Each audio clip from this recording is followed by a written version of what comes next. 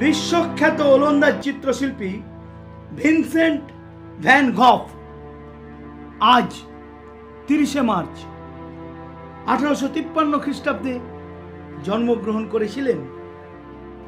1899 খ্রিস্টাব্দের আজকের দিনে বিখ্যাত বাঙালি গোয়েন্দা চরিত্র ব্যোমকেশ বক্সীর স্রষ্টা, প্রখ্যাত সাহিত্যিক ও চিত্রনাট্যকার শরদিন্দু বন্দ্যোপাধ্যায় জন্মগ্রহণ করেন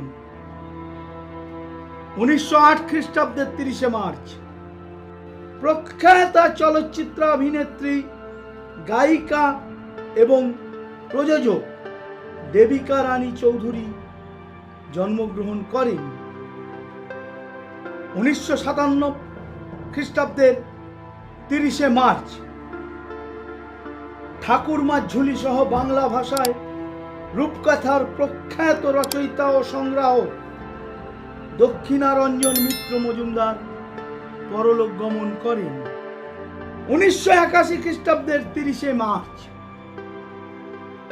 রাষ্ট্রপতি হিসেবে শপথ গ্রহণ করার পরেই মার্কিন রাষ্ট্রপতি রোনাল্ড রেগন গুলিবিদ্ধ হন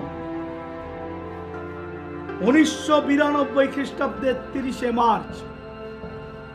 ভারতীয় চলচ্চিত্র জগতের ইতিহাসের এক অবিস্মরণীয় দিন। সত্যজিৎ রায় তাঁর সারা জীবনের চলচ্চিত্র কর্মের পুরস্কার স্বরূপ